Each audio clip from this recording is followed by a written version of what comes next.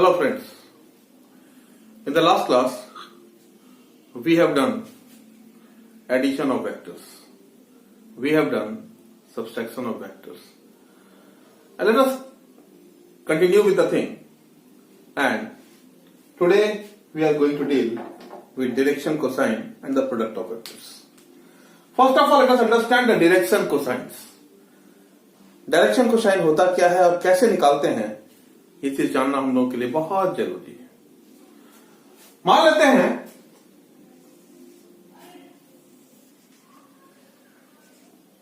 ये coordinate axis है x, y, z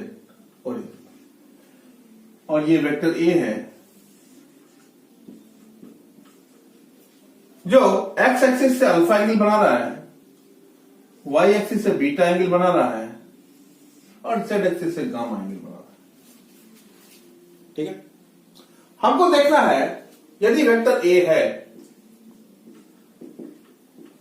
a1x और a1i plus a2j plus a3k cap, तो what is cos alpha? Cos alpha क्या होगा? Just apply the trigonometric equation. ये क्या होगा? Cos alpha is based upon hypotenuse होगा। क्या हमारा ये क्या है? a1 है, ये क्या है? a2 है और ये क्या है? a3 है ना? What is cos alpha? Cos alpha हम लोग लेंगे a1 बाय a, कोई दिक्कत? कॉस बीटा लेंगे तो y एक्सिस एंगल बनेगा a2 बाय a और कॉस गामा लेंगे a3 बाय, ऐसा है ना? अब देखिए, सबसे अच्छी बात यह होती है अगर ये तीनों हमको ठीक समझ में आता है तो हमारे पास हो गया, आप देखो, cos square alpha plus cos square beta plus cos square gamma, ये 1 होता है। Let us prove that. हम लोग लिख सकते हैं cos square alpha is a1 square by a square plus a2 square by a square plus a3 square by a square, और ये हमारा हो जाएगा a1 square plus a2 square plus a3 square by a square, that is a square by a square is 1। इस relation को सदा ध्यान रखिएगा, ये बहुत हेल्प करने वाला है आपको, इस चीज का सदा ध्यान रखिएगा ना। दूसरी बात है, कोई भी दो लाइन यदि पैरेलल है तो पैरेलल का कंडीशन क्या होगा?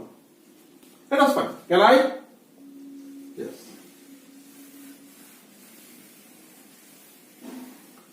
हम लोग यहीं से निकालेंगे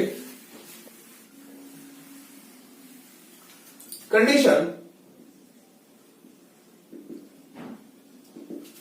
for two vectors to be parallel। अब देखो,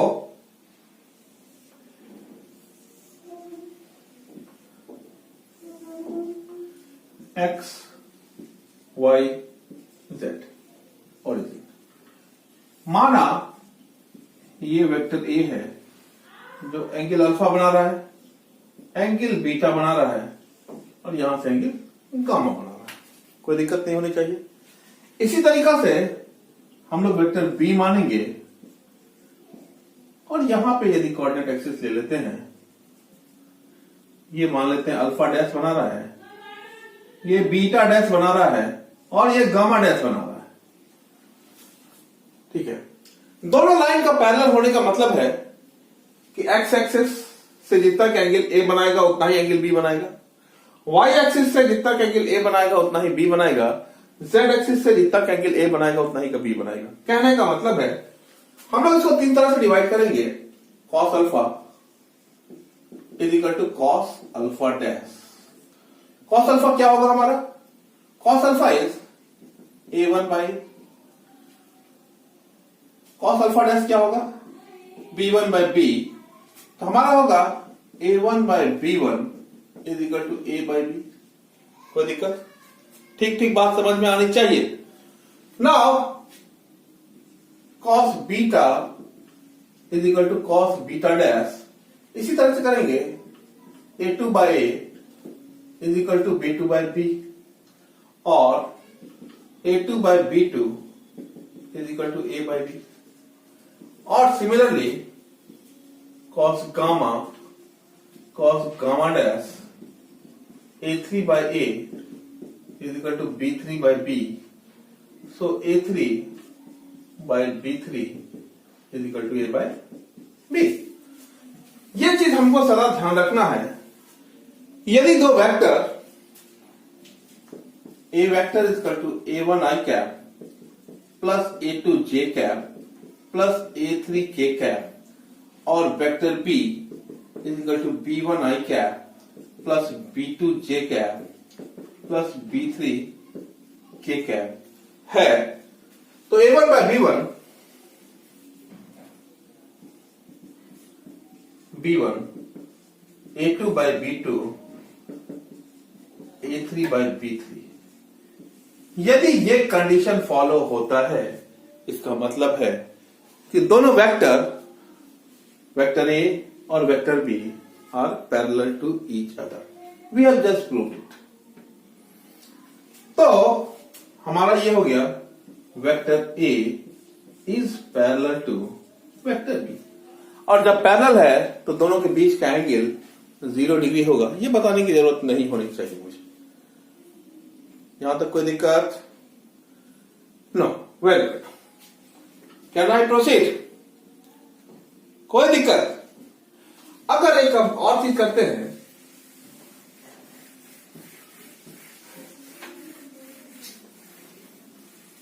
डायरेक्शन कोसाइन काफी इंपॉर्टेंट हो जाता है हमारे लिए, क्योंकि ये सीधा एंगल से खेल करता है। हम लोग के पास यही वेक्टर है, वेक्टर ए, और जनरली हम लोग वेक्टर ए ले रहे हैं, वही ले रहे हैं A1 I cap plus A2 J cap plus A3 K cap. बार बार लिखने की आपको जरूरत नहीं होनी चाहिए। फिर भी A1 I cap plus A2 J cap plus A3 K cap, ये यदि यहां अल्फा एंगल बनाता है तो हमको ये देखने की जरूरत है कि A1 का एक्स एक्सिस में क्या कंपोनेंट है। हम लोग देखेंगे this is A cos alpha I cap, it is A1। इस चीज को सदा ध्यान रखिएगा, ठीक है। A cos alpha into I cap, fine. ये सारी बातें अगर ठीक ठीक हम लोग को समझ में आ गई है, कभी कोई गलती होने का कोई चांस नहीं होता है, ठीक है। दो लाइन है, मान लीजिए ये थीटा है, ये ए, ये बी। हमको बी का एक कंपोनेंट निकालना है। वेक्टर बी का एक कंपोनेंट कितना होगा? कुछ नहीं है। We find the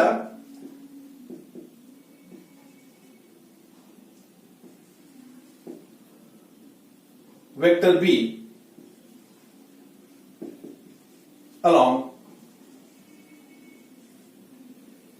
A direction।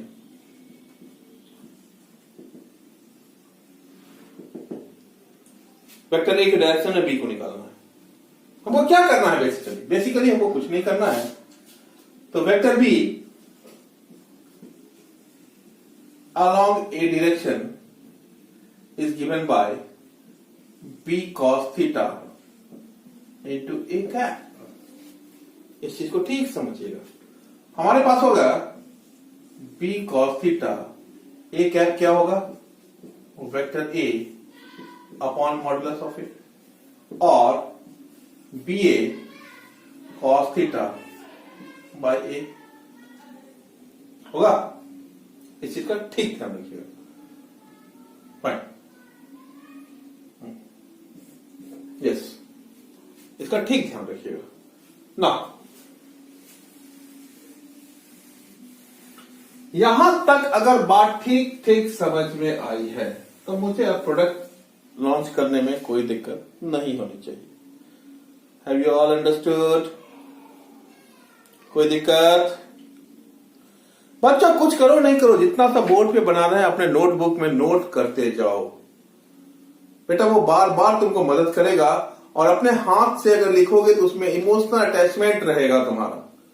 किताब में सब कुछ मिलता है, लेकिन जो चीज तुम कॉपी में लिखते हो उसी से तुम ज्यादा अफेक्शनेट रहते हो, ज्यादा तुम्हारा इमोशन रहता है। इस चीज का सदा ध्यान रखना, ठीक है? Let us proceed. बच्चों, डायरेक्शन को साइन करने के बाद हम लोग अब थोड़ा सा आगे बढ़ते हैं और थोड़ा प्रोडक्ट देखते हैं। आखिर वेक्टर को मल्टीप्लाई कैसे करते हैं? What is the product of vectors? Product of vector देखने के बाद काफी अच्छा लगेगा और लगेगा कुछ है ही नहीं, वेक्टर्स में तो कोई दम ही नहीं है। लेट अस से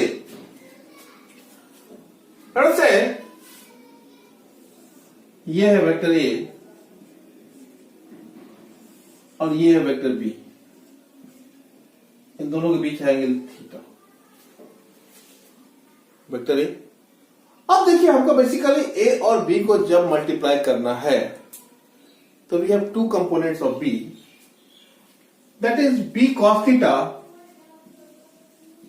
along the direction of A and B sin theta perpendicular to the direction of A. ठीक है? If two vectors along the same direction, I mean A and B cos theta, are multiplied, they are called the dot product or scalar product. Now,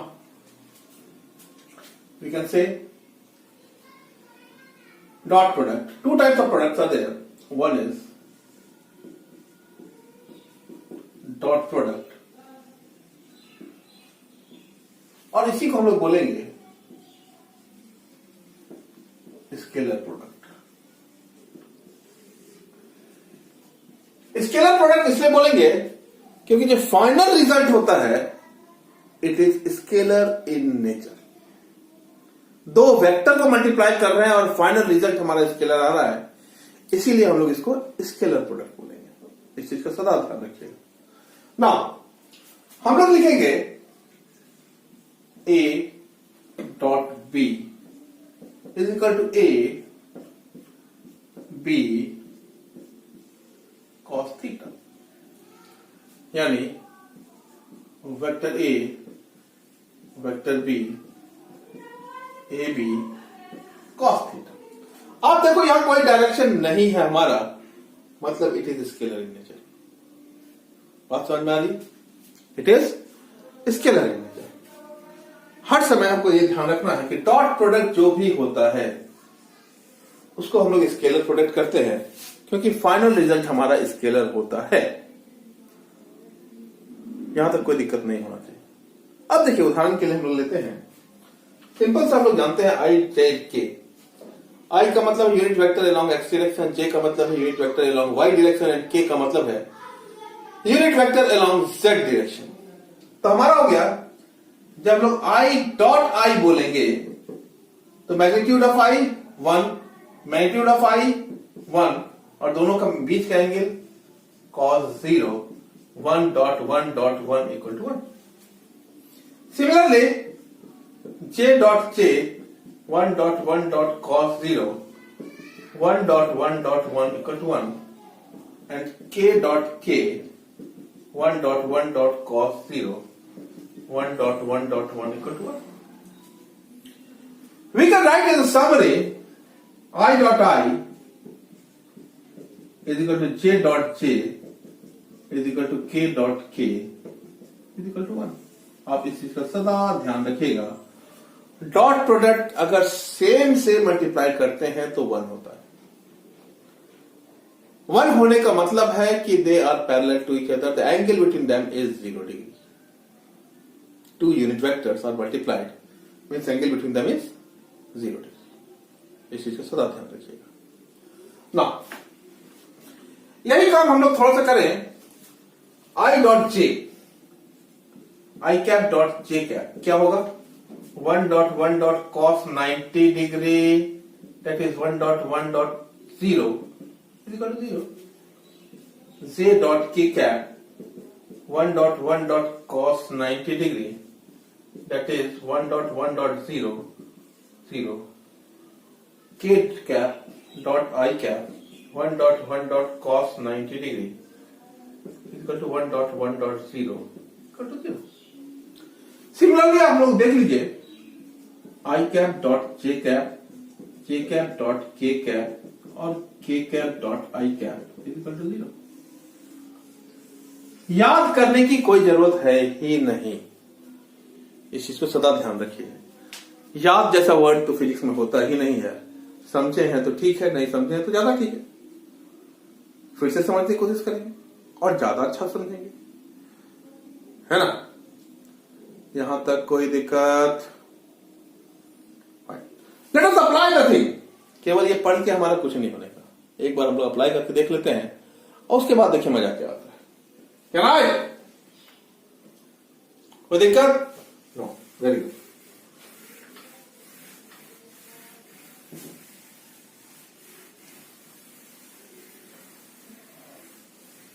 now let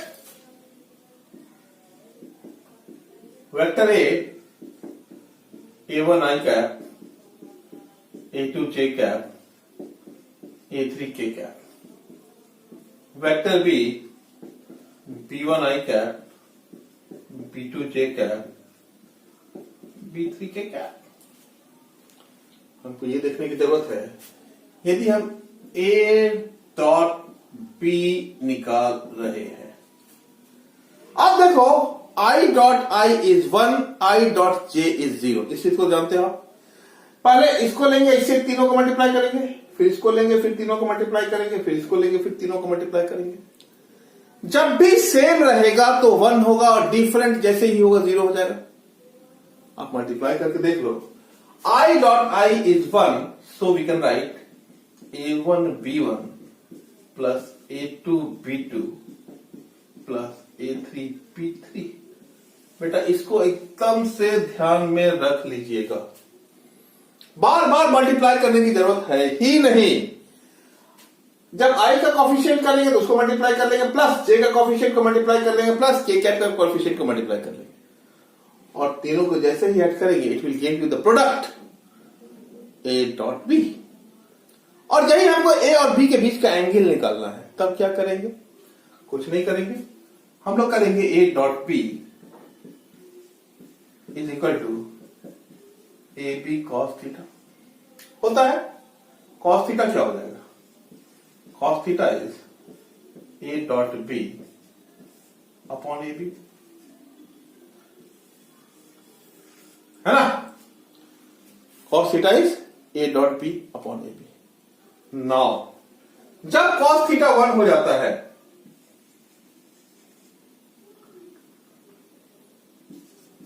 A dot B, या फिर तो case कर लो, case 1, when a dot b is equal to A B, तो cos theta equal to 1, मतलब theta equal to 0 degree. इसका मतलब हो गया vector A is parallel to vector B।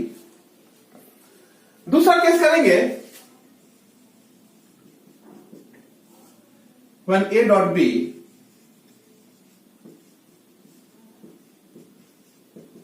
Zero, जैसे ही 0 होता है vector A is perpendicular to vector B।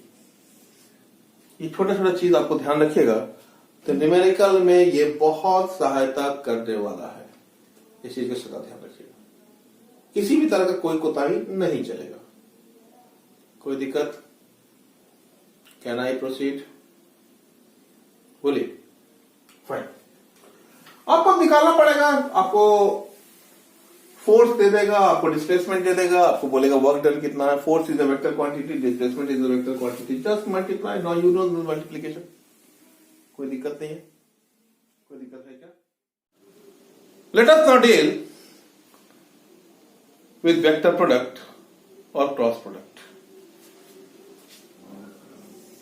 Vector A, vector B,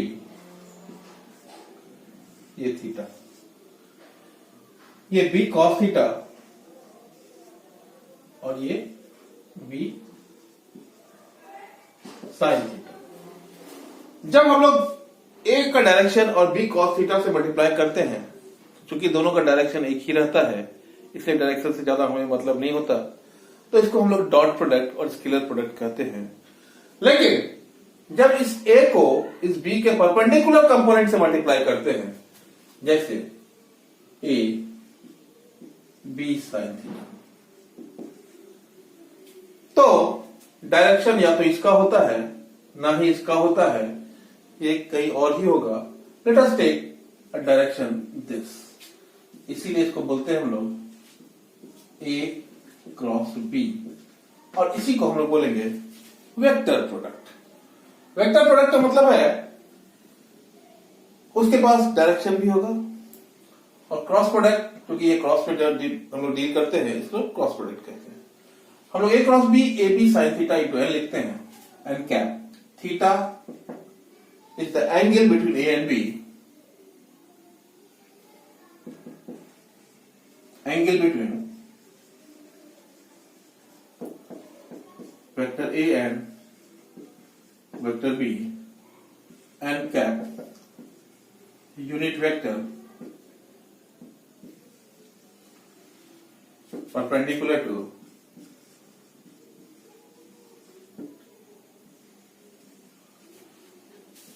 to the plane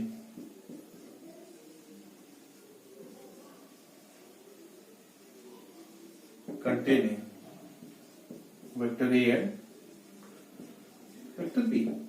इसी का सदा ध्यान रखिए। अब दिक्कत यह है, perpendicular to the plane containing A and B तो बोल दिया, perpendicular is this also and perpendicular to that also। या तो अंदर जा रहा है वो ही perpendicular है, बाहर आ रहा है वो ही perpendicular है। तो हमको कैसे पता चलेगा कि हमको कौन सा डायरेक्शन लेना है और कैसे लेना है?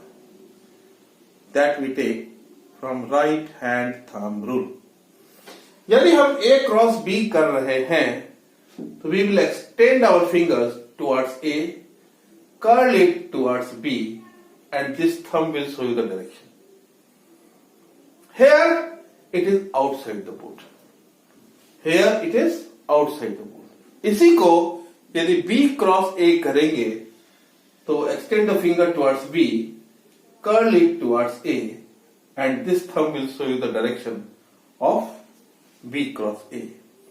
That's why we can say that A cross B is equal to minus of B cross A। इस चीज का सदा याद रखिएगा, सदा ध्यान रखिएगा, इससे बहुत फायदा होने वाला है। नेक्स्ट लेक्चर में हम लोग फुल डिटेल में राइट हैंड थंब रूल करेंगे और क्रॉस प्रोडक्ट की यूटिलिटी करेंगे। Thank you very much.